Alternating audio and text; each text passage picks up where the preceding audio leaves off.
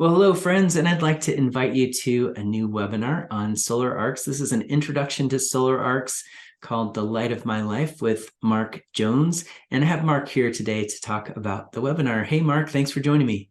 Hi, Tony. Always good to see you. Of course, good to see you too. So can you tell folks a little bit about what you're going to share in the presentation? I'm going to attempt to clarify what solar arcs are, clarify essentially what transits are, what progressions are, and what solar arcs are. So we're in a field really where we're talking about the movement picture, Tony, not just natal charts. We're talking about how charts move over time. And I'm going to try and define the different ways charts move over time. And we've got some wonderful slides on that, like the sky continuing to move after you're born, being transits, and then the various ways the chart itself becomes a baseline of a new sky. Progressions are your chart as a symbolic arena for movement to continue in a different time scale. So we're going to try and address that in the most direct way using high quality visuals to explain the different conceptual differences. Because the feeling is, Tony, and I know that you've perhaps looked into this and perhaps you're investigating other progressions, but for me at least, solar arc directions are just such a fantastically simple and elegant tool. Because as we were saying beforehand, I was sharing to Tony, did you know that the sun is 99% of the mass of the solar system? And Tony was like, yeah, I knew that. That's why I always say the sun's so important in astrology. And it's kind of stunning, isn't it? 99.86% of the mass of the solar system is the sun. So you can see why sun signs, why techniques that are based on the movement of the sun become so important to astrology. Even though the sun's so far away, it's actually exerting a gravitational influence on our planet.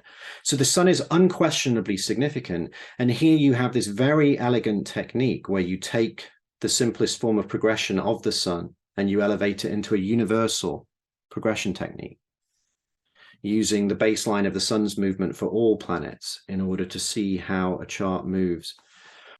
One thing we addressed, Tony, is there's been this simplification in astrological teaching, it seems to me, based on something that's a very elegant teaching style. Because transits of the sky continuing to move, they are external events happening in the world. And because progressions are based on your chart, they are somehow internal events. And yet we find with solar arc directions, it's just not as simple as that. They are just very significant things in people's lives. When Malala Yousafzai was shot for just being a young woman, wanting to learn, wanting to have an education in Pakistan, that's not an internal event, is it? That's not just her having an internal crisis. When Dickens, and we'll look at these examples, was sent to a blacking factory, effectively a poor workhouse for orphan children, when the family got into debt when he was 12 or 13. It's something that shaped his life, even though it only went on for 3 or 4 months. It shaped all his life and all his books. That's not just an internal event. That's not just a psychological crisis he had at school or something. So we see that solar arcs refer to these crucial turning point events, especially when multiple solar arcs line up, and especially when they correspond with transits. So we have this very simple, elegant tool that can point to very significant things in people's lives. So I'm just going to try and lay that out and make it as clear as possible in the most visual way possible to people, the difference between transits and progressions, which I think get overlooked. Even trying to work out how to explain this to people, I found my own view of this actually expanding, and we've created a clock within a clock to show the different ways they work. So yeah, so I continue my collaboration with my researcher, Patrick Graham, and his fantastic slides and animations to try and get the best vision for people, Thanks for that, Mark. Just to dial it back a little bit for folks who might be a little bit newer to exploring timing techniques, let's just name that this is a timing technique. But can you say a little bit about how solar arcs sounds intimidating, but in practice, it's not an intimidating technique. It's a simple technique. Can you say a little more about that? It's the simplest of all.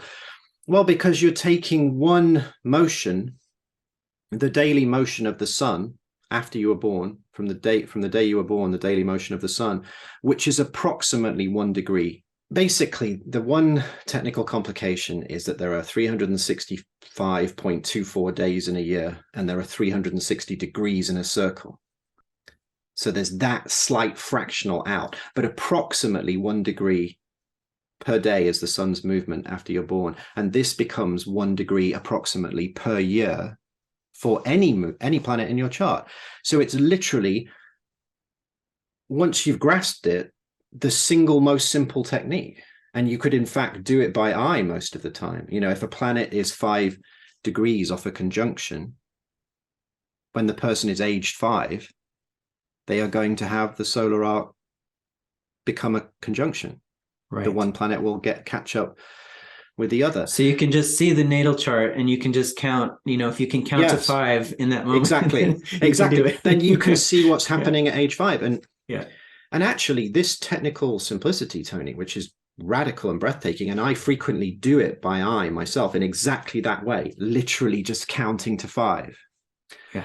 Is something that becomes the basis and foundation for quite an advanced technique that I do in masterclasses, which is show early transits and early solar arc directions forming people. Like developmental psychology says, you get formed sometimes at 3, 4, 5, 6, and you don't always find it easy to get past the way you were formed then.